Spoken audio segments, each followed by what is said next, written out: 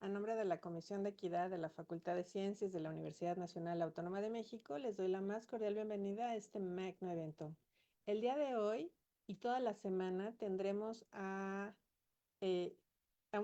una semana conmemorativa por nuestra comunidad diversa, es decir, es la semana por la diversidad, por la comunidad LGBTIQ+, y vamos a tener en este evento, pues, algunas conferencias magistrales y pláticas. Vamos a empezar el día de hoy y vamos a tener toda la semana esta serie de actividades con grandes ponentes como el día de hoy, la maestra Adri Percastegui y también la doctora Shoba. El día de ayer no tuvimos la plática por una cuestión de reagendar esta misma con la ponente, algunos compromisos que tenía, pero la vamos a reagendar, yo espero, la semana que entra. Y de nuevo, pues muchas gracias y bienvenidos sean todos, todos ustedes a este magno evento. El día de hoy contamos con la moderación de la doctora Ana Cristina Cervantes Arrioja y con nuestra ponente inicial, en este caso, que es la maestra Adri Percastegui. Muchas gracias, Ana, muchas gracias, Adri, por aceptar esta invitación. Muchas gracias a los alumnos, alumnas de servicio social que están prestando este servicio para que pueda ser realidad estas transmisiones, y les invitamos a todos a dejar sus preguntas en el Facebook de la Comisión de Equidad para que se las pasemos a todos los ponentes durante todas las ponencias que tendremos esta semana. Muchas gracias y empezamos con este magno evento. Claro, muchas gracias. Muy buenos días a todas, todes, todos. A continuación, bueno, voy a presentar a nuestra ponente, la maestra Adri Percastegui Rojas, quien es profesora de aquí de la Facultad de Ciencias. Antes de darle los micrófonos, me voy a permitir leer su semblanza curricular para que podamos conocer un poco más de ella. Adri Percastegui se dedica a la docencia universitaria y a la investigación en temas de género y diversidad. Se encuentra en formación psicoanalítica para el acompañamiento a procesos del reconocimiento de la identidad de niñeces y juventudes trans y no binarias. Es integrante de la Red Multidisciplinaria de Investigación sobre Discriminación REMIT del Consejo para Prevenir y Eliminar la Discriminación en la Ciudad de México, la COPRED, y de la Academia Mexicana de Estudios de la Diversidad Sexual y de Género, AMEDISEC, México. Bienvenida, Adri, y pues adelante, los micrófonos son todos tuyos. Muchas gracias, Ana Cristina. Muchas gracias por estar por acá y qué gusto verte y que acompañes este evento. Bueno, pues me permitiré también presentarles una pequeña presentación como para ayudar de manera visual un poco el proceso de compartirles, bueno, pues el título, que es el acompañamiento psicosocial a personas trans, y que de manera un poco tramposilla el título pretende desalojarnos y movernos de los enfoques que conocemos o de las miradas y aplicaciones que por lo regular pues empleamos, ya sea personas profesionales de la salud mental o algunas personas activistas. Y bueno, ¿cuál es un poco este panorama? ¿Qué es esto de lo trans? ¿Qué es esto de lo psicosocial? Pues vamos a empezar un poco por ahí. Un poco, bueno, pues aclarándole a las personas que nos acompañan y que no están tan inmersas en los temas, en los términos. ¿Quiénes son las personas trans? Bueno, pues somos aquellas personas que nos vivimos en una categoría de género distinta a la que se nos impuso al momento o previo al momento de nacer. Y bueno, ¿cómo es este proceso o cómo es que una persona puede llegar a trasladarse, a moverse de eso que se les impuso? Bueno, pues a través de procesos de reconocimiento de la identidad. También me gustaría que pongamos atención en esta palabra que le estoy otorgando de reconocimiento de la identidad o proceso de reconocimiento de la identidad. Anteriormente, o si se van a Google o si se van a los libros, pues van a encontrar que se encontraba mucho esta palabra de transición, ¿no? El proceso de transición. Si bien aún sigue siendo válido y aplicable en muchos contextos y muchas personas, pues algunas otras proponemos otras maneras de nombrarlo. ¿Por qué? Bueno, porque algunas palabras como esta de transición, de manera sociocultural, de manera colectiva, pues hace cierta demanda sobre la persona misma.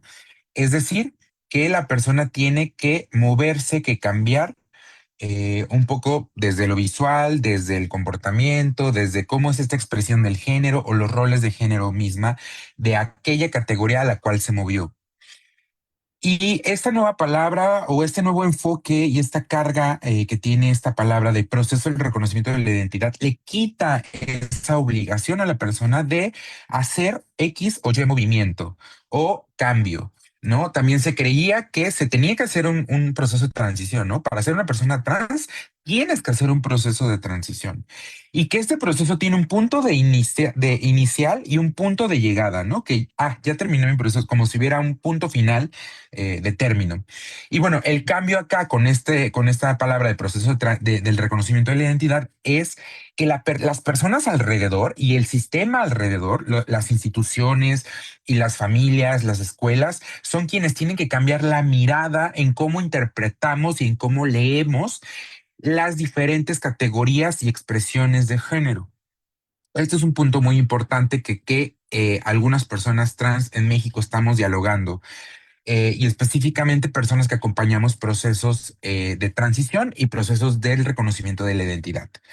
Entonces, de manera concluyente de este punto, pues es esto, quitarle a las personas esa obligación y esa obligatoriedad de realizar cambios a nivel jurídico, legal, social o médico, ¿no? Antes también se creía que tenía que ajustarse un poco el tema identitario, el tema subjetivo, el tema psicológico a lo corporal. Ahora no es así.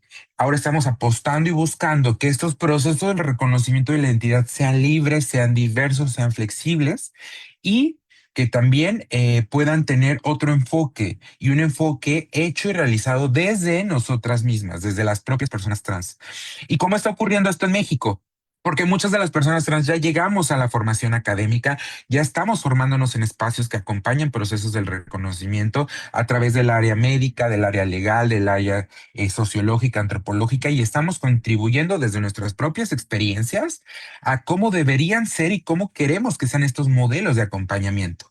¿Vale? Entonces, de manera médica, pues bueno, hay personas que pueden intervenir y apoyarse de algunos procesos hormonales para adecuar o buscar algunos cambios corporales.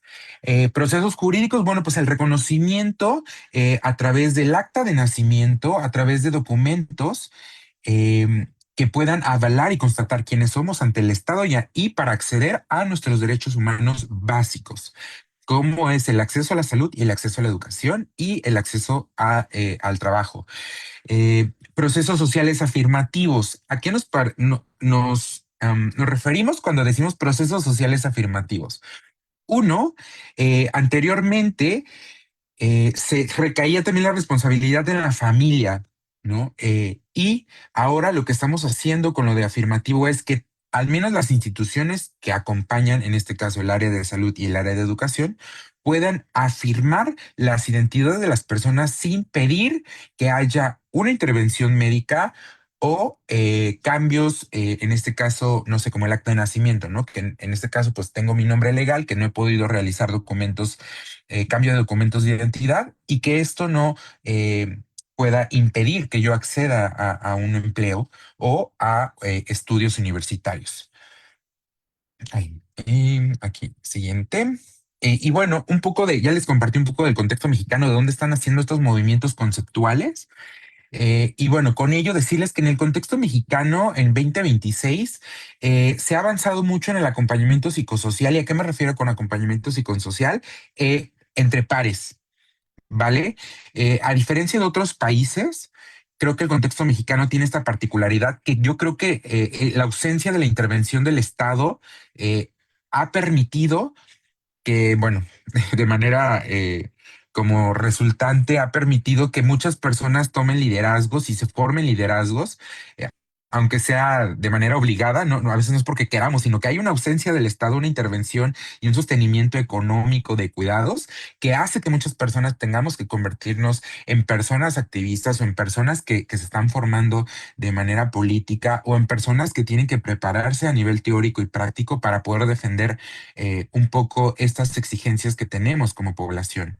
Entonces, incidencia de personas activistas que han formado algunas, y quiero llamarlo, y esto es parte integral de estos procesos psicosociales, las casas refugio, como Casa Frida, Casa Yeca, la Casa de las Muñecas Tiresias, Clínica Condesa y Unidad de Salud Integral para Personas Trans. Si bien estas dos últimas son enfoques médicos, también han salido de la intervención de personas activistas, porque se han sentado en mesas de trabajo con el Congreso local, con personas políticas locales de la Ciudad de México, y también esa última que es más nueva, la Casa Cualquiera, que es una casa que aloja y busca preparar políticamente a personas o específicamente mujeres trans, trabajadoras sexuales, y que ahorita por el tema del mundial, que se han visto obligadas a renunciar y a desalojar un poco las áreas de trabajo, pues esta Casa Cualquiera les ha recibido y están tomando talleres de fortalecimiento político. ¿Qué pasa también en el contexto mexicano? Y aquí lo platiqué con una colega que acaba de estar el día de ayer acá en la UNAM, la psicóloga Andras Yaret, em, que estábamos en un evento el día sábado y le decía, oye, es que tenemos como psicólogas, como personas que acompañamos procesos desde el área psicoterapéutica, psicoanalítica, tenemos como, encontramos de manera controversial dos enfoques. Aquí lo puse, enfoque clínico o vivencial. ¿Por qué? ¿Por qué? Perdón.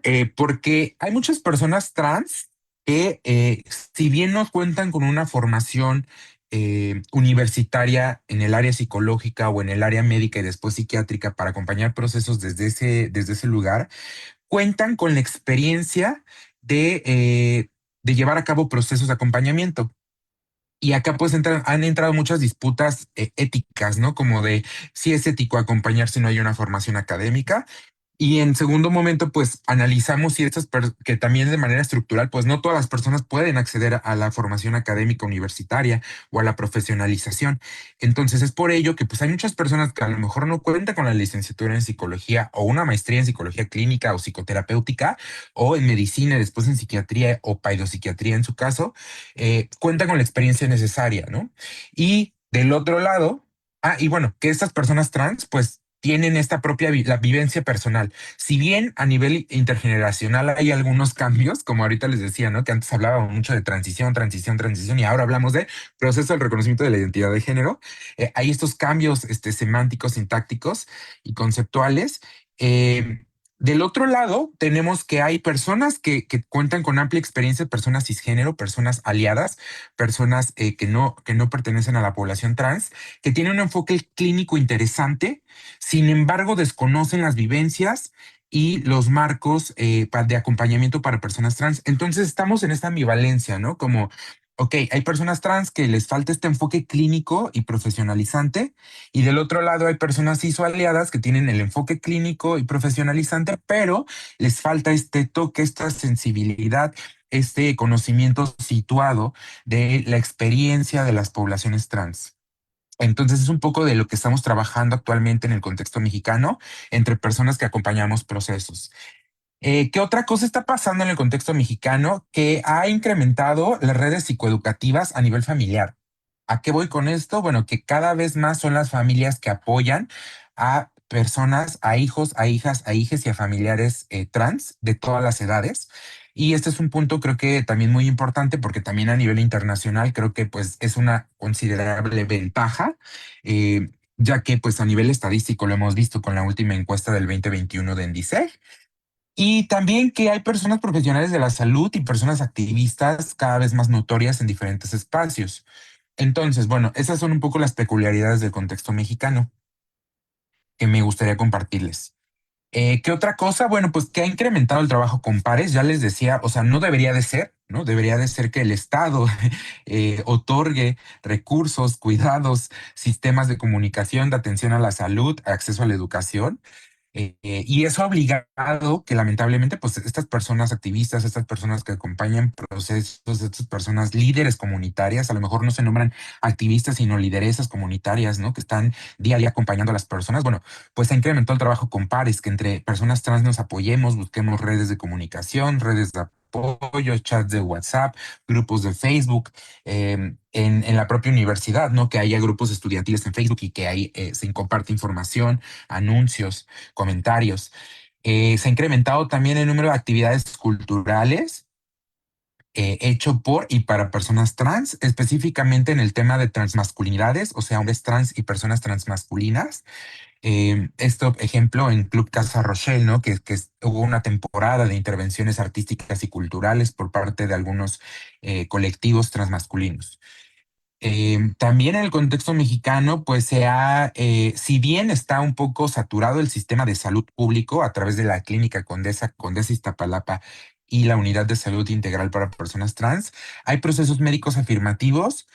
Ya les decía, el proceso es un poco saturado y hay un poco lista de espera. Sin embargo, creo que a grandes rasgos se está cumpliendo y que a diferencia de otros países, pues sí llevamos, como les volví a decir, como les vuelvo a decir, perdón, una cierta ventaja y avances. También, ¿qué está sucediendo? Si bien en ese ámbito médico y en el ámbito sociocultural se ha avanzado, en algunos otros aspectos como el acceso a la vivienda, como en el acceso a la salud pública no específica para procesos afirmativos. Esto, por ejemplo, acompañar a personas trans adultas mayores que tienen algunas complicaciones de salud que no son derivadas de la identidad de género, pues, y que no cuentan con acceso a ISSSTE o a IMSS, pues tienen problemas para acceder al tratamiento de las enfermedades con las que viven. Entonces, esto ha hecho que muchas personas y muchos colectivos nos hemos organizado para las manifestaciones, acuerpamientos en los últimos meses, ¿no? Y que busca una incidencia, porque sí ha habido cierta pasividad u omisión por parte de algunos servidores públicos, algunas servidoras públicas que dicen, nos vemos tal día, tal fecha para una reunión para ver cuál es lo que se solicita o cuáles son estas omisiones o negligencias en ciertos sistemas y pues no llegan a las reuniones, las posponen, las cancelan. Entonces, esto ha creado que haya cierta tensión entre la incidencia social y las personas servidoras públicas. También otro punto muy importante, y creo que acá en nuestra máxima casa de estudios podemos verlo, el CIEG y algunas personas importantes como la doctora Marta Lamas, que ahora ya hablamos y ya nos subimos un poco al ring de esto de la guerra cultural, ¿no?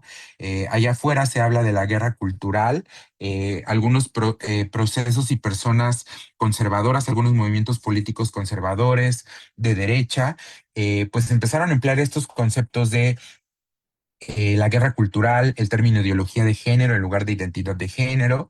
Y pues esto ha obligado que nos subamos a este ring y decir, bueno, pues tenemos que dar batalla y nos están ganando algunos espacios y lo podemos ver con el avance de algunas personas que están liderando a nivel político en algunos países que son de derecha, conservadores, que un poco se oponen y buscan eliminar estos movimientos y también a estas poblaciones y a sus procesos que les acompañan, tanto el Estado como entre ellas mismas.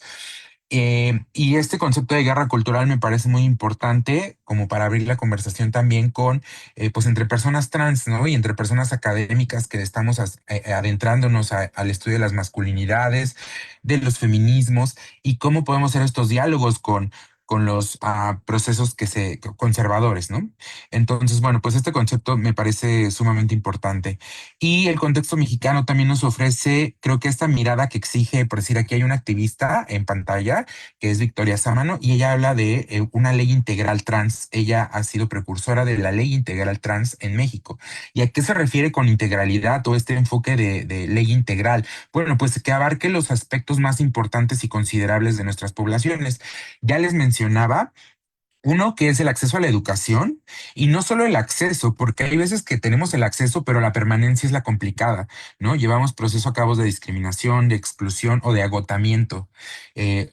También a veces tenemos que trabajar o tener dobles turnos o dos o tres trabajos y al mismo tiempo poder acceder a la educación. Entonces, ¿cómo vamos revisando eso? Bueno, desde diferentes enfoques, desde diferentes miradas, y a eso se refiere con integralidad, Victoria, ¿no? También un poco el acceso a la educación, el acceso al trabajo, a la vivienda, ¿no? Al menos lo básico, que conformarían un poco esta visión de dignidad humana. Entonces yo creo que a eso también le apostamos en el contexto mexicano, la integralidad. Y en el contexto de los pendientes, ok, ya les ofrecí un poco de qué avances tenemos o cuáles son estas peculiaridades en México. Sin embargo, creo que también hay pendientes y en pantalla también pueden ver a la activista Natalia Lane. Natalia Lane es una mujer trans trabajadora sexual y que acaba de llevar a cabo un proceso jurídico legal contra su agresor. Ella es sobreviviente de transfeminicidio.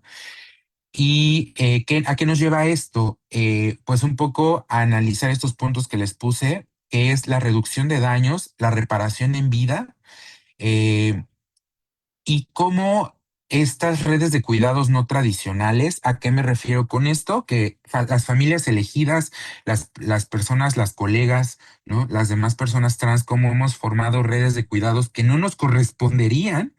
eh, Acuerpar, sostener, sin embargo, lo hacemos por sobrevivir, ¿no? Por ayudarnos, por crear redes. Sin embargo, cómo esta ausencia de la reducción de daños en procesos sociales, políticos, eh, que también hay deudas en reparación en vida, ¿no? Como en el caso de Natalia, ok, ya hubo una condena a su agresor, sin embargo, no sé, el proceso actuarial decía, bueno, pues ha dejado de trabajar, tuvo estos daños, tanto a nivel físico, psicológico, se hace una evaluación actuarial y correspondería a tanto dinero, ¿no? Y cuando la realidad en el dictamen, pues es otra. Entonces es como, bueno, con eso ni siquiera podría mantenerse meses, ¿no? Entonces, es cómo podemos reparar esos daños que el propio sistema o que incluso los agresores mismos cara a cara, cómo podemos reparar eso que a lo mejor incluso ya no tiene solución, ¿no? Ella decía también como, bueno, pues hay daños a nivel psicológico, a nivel emocional, que ya ni yendo a terapia, ni yendo a un proceso psiquiátrico, tienen solución, tienen sanación. Entonces, ¿cómo vamos pensando como personas aliadas, como personas que acompañamos a otras personas? ¿Cómo reparamos eso que el sistema mismo, estos sesgos del sistema o que estos daños propios del sistema, pues, cómo reparamos eso? ¿Cómo reducimos? ¿Cómo prevenimos? ¿Qué estamos haciendo en las universidades para ofrecer marcos pedagógicos que puedan sensibilizar, que puedan formar, que puedan ofrecer datos, ¿no? ¿Cómo abrimos espacios de investigación que nos puedan dar estadísticas, que nos puedan orientar de cuáles son los avances, así como los retrocesos? Otro pendiente creo que es reducir el extractivismo. Si bien a veces decimos las personas trans agradecemos, pero no, gracias, pero no gracias, que nos investiguen, que nos tomen para sus tesis, que tomen nuestros testimoniales, nuestras historias de vida. Sin embargo, ¿qué marcos éticos en la investigación se están dando para reducir el extractivismo? ¿A qué me refiero con esto? Bueno, pues a veces las personas toman el micrófono o toman el protagonismo de las investigaciones, siendo personas ajenas a la población trans y toman a la población trans o a las personas trans mismas como objetos de estudio. Creo que también eso es dependiente y que incluso en las universidades se le está apostando por crear nuevos marcos éticos. Políticas públicas afirmativas, les decía un poco este enfoque que se está buscando con la ley integral trans en México. Y creo que es la vía un poco que se ha retomado un poco también en el contexto español, en España, ¿no? Que se implementó una ley integral trans en Argentina en su momento y cómo estos modelos pueden contextualizarse en el territorio mexicano y con enfoques específicos. Ya les decía un poco y ahorita lo vamos a ver como a qué me refiero con esto del contexto. También, ¿qué pendientes tenemos? Que dentro de las propias poblaciones trans falta visibilidad transmasculina y no binaria. Esta es una conversación que estamos teniendo. Si bien también los procesos no se ubican a Kenia Cuevas, ¿no? Es una mujer trans activista social que tiene gran visibilidad a nivel nacional en muchos podcasts, la invitan a universidades. Sin embargo, yo siempre les digo, no es la única y no es la única historia de vida. ¿Dónde están las personas transmasculinas en la academia? ¿Dónde están las personas que están en otros contextos del país, ¿no? En el norte, en el sur, y ahorita, bueno, quiero andar un poco más en eso adelante. Y las personas no binarias, ¿no? ¿Dónde están? em, Estos enfoques que puedan visibilizar a otras personas. Con esto también un poco se hace la propuesta en México de alejarnos de la necropolítica o la tanatopolítica. Si bien las historias de vida de muchas personas trans han sido trágicas, algunas otras han perdido la vida, les han arrebatado la vida con estos procesos para hacernos visibles, para ganar derechos, también estos enfoques a veces las propios medios de comunicación, las universidades, las investigaciones, pasa que nos entrevistan o así y esperan una historia trágica o esperan que que caigamos en esta narrativa, un ejemplo de Kenia Cuevas, ¿no? De dormir en la calle, de comer de la basura, de vivir con ciertas enfermedades, de estar en situación de calle. Y sí, sí es una realidad. Sin embargo, el foco ahora lo estamos trasladando a cómo reivindicamos estos datos, estos procesos que nos dejó pues un poco la tanatopolítica y la incidencia a través de la misma hacia ahora un poco la dignidad, la sobrevivencia, la supervivencia y la reparación en vida. Entonces, ese es el cambio de paradigma que ahora estamos teniendo o estamos iniciando en México. ¿Qué otra cosa? Bueno, pues la psicoeducación y la prevención. Ya les decía que creo que la implementación de estas asignaturas en las facultades de la universidad y en otras universidades están ayudando. Si bien no van a solucionar el problema, creo que pueden informar de manera científico-social, de manera acertada. Ya les he hablado de la ley integral trans a nivel federal. Acá otro pendiente y que es un obstáculo actualmente es un poco cómo tenemos que iniciar la conversación entre congresos locales y el Congreso Federal para la implementación de políticas públicas. ¿Qué pasa? Cuando se implementa algo a nivel federal, también se tiene que ir aprobando a nivel local, que el Congreso local de cada estado, de cada entidad federativa en México, tiene que aprobarlo o adecuarlo a su contexto. ¿Y qué pasa? Que tenemos algunos estados donde gobiernan algunos partidos conservadores o de derecha y que están oponiéndose a estas iniciativas, implementando vetos, implementando lo que llamarían en el norte global como los pines, eh, como estos obstáculos de implementación. Entonces, bueno, eso es algo a lo que se enfrenta también en el contexto mexicano. También otro enfoque que estamos un poco atrasados es en el tema de niñeces y juventudes trans y no binarias. Si bien las personas trans adultas pues somos más visibles, tenemos más incidencia porque vivimos en un mundo adultocéntrico y adultocentrado, pues se van quedando atrás las niñeces y juventudes trans en cuanto a políticas públicas, en cuanto a incidencia y en cuanto a también un poco el contexto de diversidad. Más adelante, yo creo que mañana, así es mañana, va a haber una conferencia sobre las personas intersex y creo que estamos en la misma narrativa de las niñeces y las juventudes se han atrasado en nuestras poblaciones. ¿Cómo podemos hacer incidencia educativa también, no? ¿Cómo la Secretaría de Educación Pública se ha hecho omisa a la implementación, uno, de un protocolo de actuación? Que ya existen algunas propuestas que vienen desde sociedad civil, sin embargo, se ha hecho caso omiso a contextualizarlo y adecuarlo en la educación al menos básica. Y esto se ha hecho desde 2017, 2016, las primeras reuniones con la Secretaría de Educación Pública.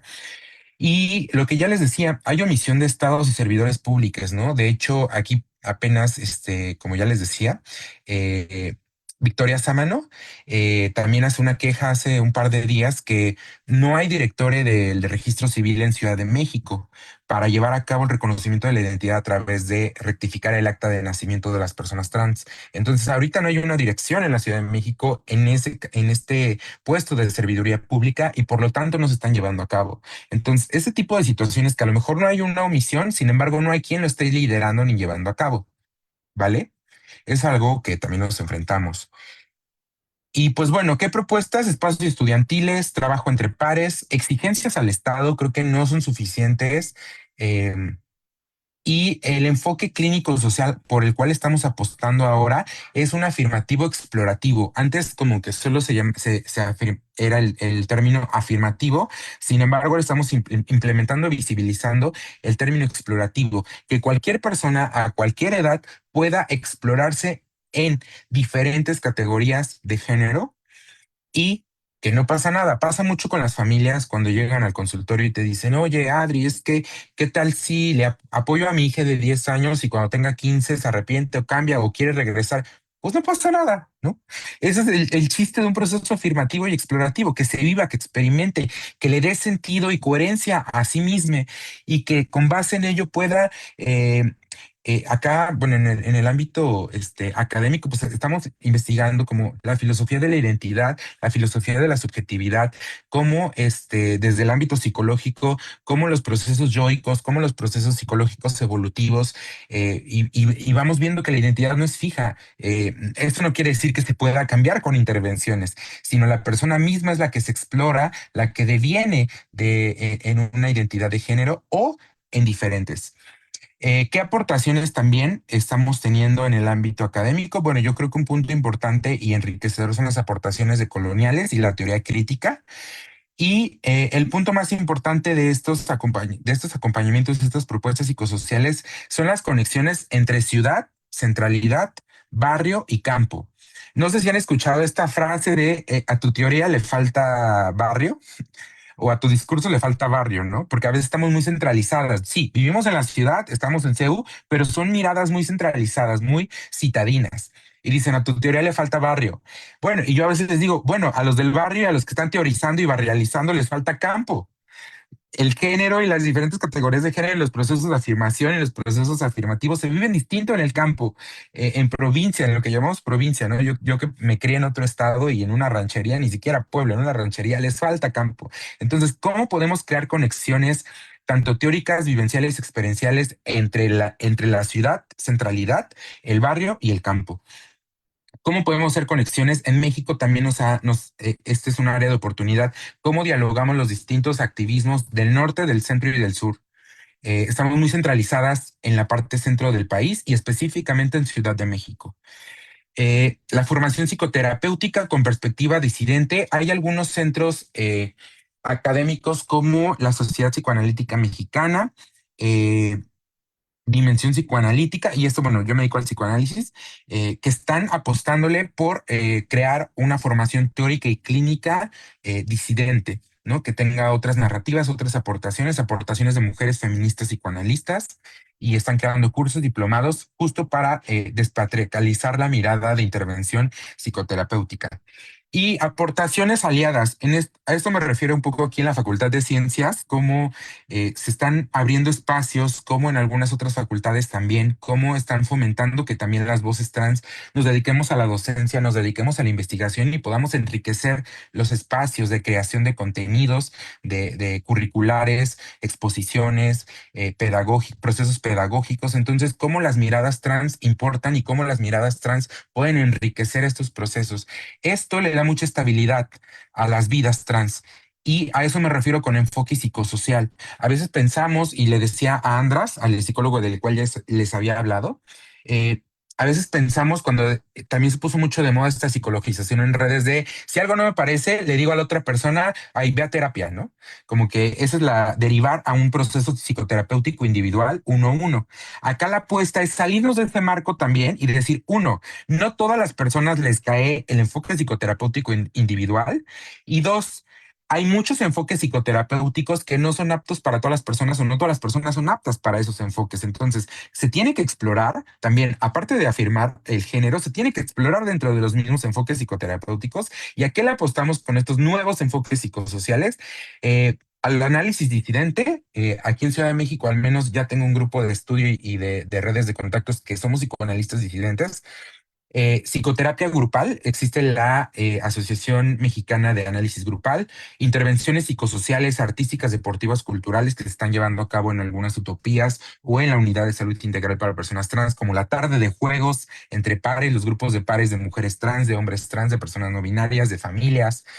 Y la salida del túnel, ¿a qué me refiero con esto? Que ha tenido buena intervención, al menos yo la he hecho y algunos colegas también, como las personas trans que nos dedicamos al activismo, a la academia y que todo el tiempo estamos hablando de género, cómo al salirnos también y tener otros grupos sociales, ejemplo, tener personas, yo les digo, son mi grupo de personas cis hetero seguro, porque puedo dejar de hablar de género, llego del trabajo, me desconecto de la escuela, de la teoría, de aquello que leo en redes sociales, de las noticias, de los titulares de las noticias que son amarillistas, que a veces también cansan, que también a veces deprimen, y digo, bueno, necesito un escape, salirme de este túnel, de este enfoque que es mi vida, que es el género, los estudios de género, los feminismos, y tener otros espacios seguros, ¿no? Donde no se hable del tema, donde pueda ser yo, donde pueda haber twerk y reírme, donde pueda haber Winnie Pooh, donde podamos ir a escalar y no hablar de género, de problemas, y después regreso a lo mío. Entonces, esto de este foco psicosocial de la salida del túnel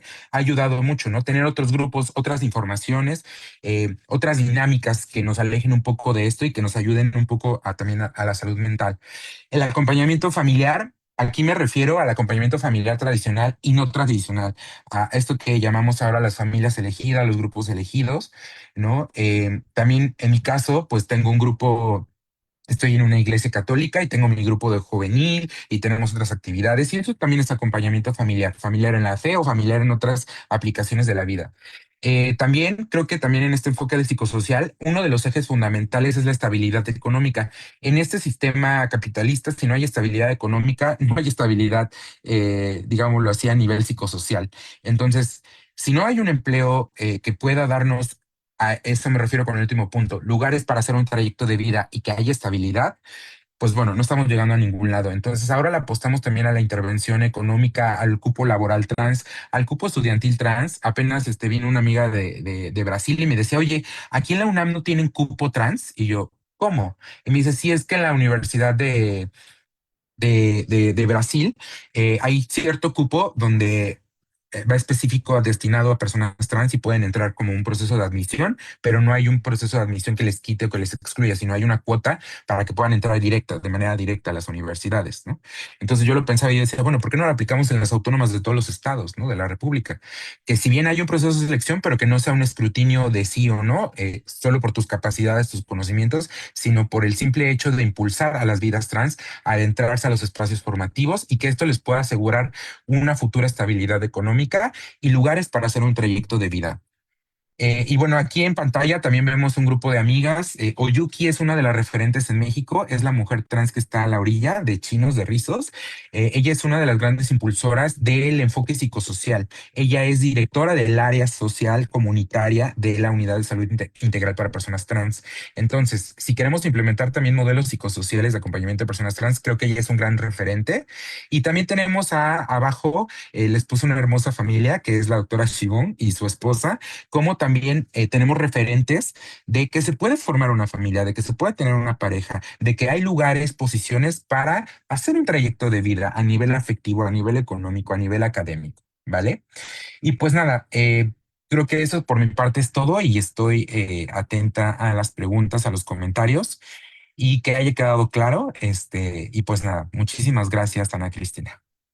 No, muchas gracias, maestra Adri. Pues es que hay varias preguntas, pero no estoy segura de si nos dé tiempo de todas. Entonces, si le parece bien, podemos agrupar algunas porque son en torno, por ejemplo, al acompañamiento, a cómo podríamos empezar a construir espacios, redes de acompañamiento respetuosas, por ejemplo, y en particular preguntan dentro de las escuelas. Esa es una. Y también, bueno, por aquí le lanzo la segunda. Dice, Mm. esta que podría servir un poco como para el cierre, ¿qué es lo que más le da esperanza y qué es lo que más le preocupa respecto a los derechos y el bienestar psicosocial de las juventudes trans? Ok, bueno, un punto del primero en las universidades, y yo creo que a veces me dicen, oye, pero es que no sé, está como un poco cuestionable tu punto, las ideas que damos, y bueno, parto de ahí. ¿Qué idea?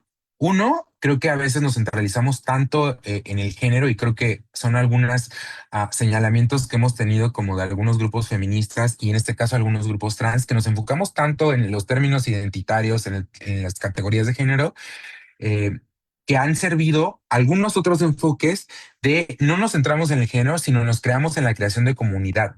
¿A qué me refiero con esto? Lo traslado un poco con eh, mi otro punto o mi otro grupo, que es la iglesia, ¿no? ¿Cuál es mi punto de conexión con otros grupos? ¿Cuáles son estos puntos que me pueden unir a otras comunidades? Y ya que tenemos claros esos puntos, empezamos a crear comunidad. Literal, con picnics, con ver películas, con salir, con platicar y no centrarnos en como en los puntos inmediatos, que sería como el término trans, las comunidades trans. Sí, hay especificidades, pero es el segundo punto. Ya que tenemos otras comunidades alojadas, creación de redes, ahora sí. Oigan, pues mi comunidad, mi sector, necesitamos esto, necesitamos acuerpamiento, necesitamos esto, ¿cómo nos pueden ayudar? Y nosotras también, ¿cómo les acompañamos y cómo ayudamos, cómo intervenimos y cómo acuerpamos a otras luchas, a otras comunidades, a otras personas? Entonces yo creo que eso nos ha hecho un poco falta, como de manera estratégica pensar en la creación de redes no centralizadas en nuestras necesidades o en nuestras identidades. Entonces creo que son esas apuestas que podemos tener desde la universidad.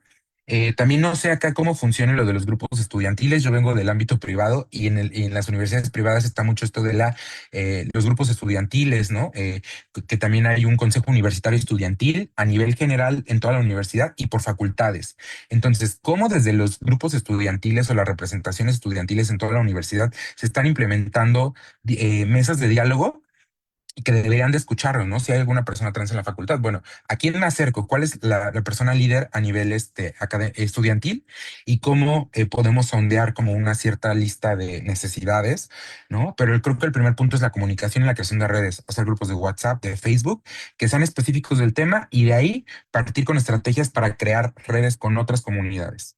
Y el segundo punto era de... Con respecto a en el contexto mexicano actual, ¿qué es lo Ujú. que más le da esperanza y qué es lo que más le preocupa respecto a los Ok. derechos y el bienestar psicosocial de las juventudes trans? Sí, pues lo que más me preocupa y creo que comparto con muchas personas y muchas colegas es un poco el avance de la derecha, ¿no? Y cómo se están derechizando a nivel político, electoral, muchos sectores. Eh, y pues sí, la verdad no quisiera caer en el alarmismo, pero siempre les digo es que o sea, suena feo, pero vienen por nosotros y no solo por nosotros, sino por todas las personas que nos salimos de la norma. Y yo creo que eso es lo que más preocupa y ver cómo en otros países, por ejemplo en Argentina, eh, hay retrocesos, ¿no? A veces decimos, oye, es que los derechos humanos, al menos que nosotros pertenecemos al sistema interamericano de derechos humanos, pues no son retroactivos, son los que se puedan quitar. Sin embargo, a nivel sociocultural, pues sí, sí hay ciertos problemas. Y lo que me alegra o hay cierta esperanza, bueno, es ver que hay creación de comunidades. Y me refiero a comunidades, ejemplo, ¿no? Ahorita que tenemos a la doctora Shibón en la siguiente conferencia, que estamos teniendo imágenes y personas incidentes en muchos espacios, muchas líderes comunitarias y digitales. Y creo que eso también da esperanza, ver cada vez a más personas trans en los medios, en las academias y con incidencias. Y pues bueno, esa es mi aportación. Muchas gracias, Ana Cristina. No, muchísimas gracias a la maestra Adri Percástegui. También muchísimas gracias por acompañarnos en este primer evento de la Semana por la Diversidad organizado por la Comisión de Equidad. Y bueno, les invitamos a que nos acompañen a lo largo del día, en la semana. A continuación tenemos una conferencia, como adelantaba la maestra Adri, a cargo de la doctora Shibón Guerrero. Entonces, bueno, les invitamos a que nos acompañen en esta charla y que también se queden con nosotras, nosotres en toda la semana para que puedan disfrutar de todas las reflexiones y los eventos programados. Entonces, muchísimas gracias otra vez, maestra Adri Percástegui, y muchas gracias también a ustedes por acompañarnos. Nos vemos muy pronto y que tengan muy linda mañana. Gracias.